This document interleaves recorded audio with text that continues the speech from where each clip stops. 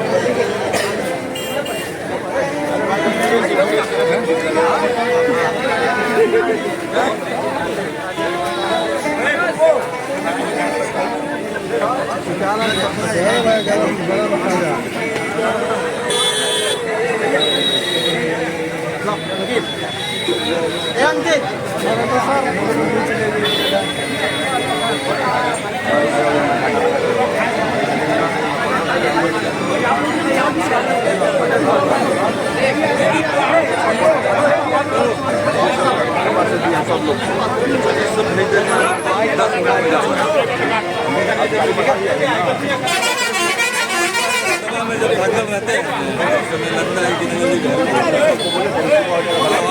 लड़का को बोल दिए होते हैं ख्वाजा नगरी सिलाव में इस वक्त हम मौजूद हैं और हमारे साथ भोजपुरी के सुपरस्टार गुंजन सिंह सिलाव का ख्वाजा खा रहे हैं। आप देख लीजिए कि किस तरह से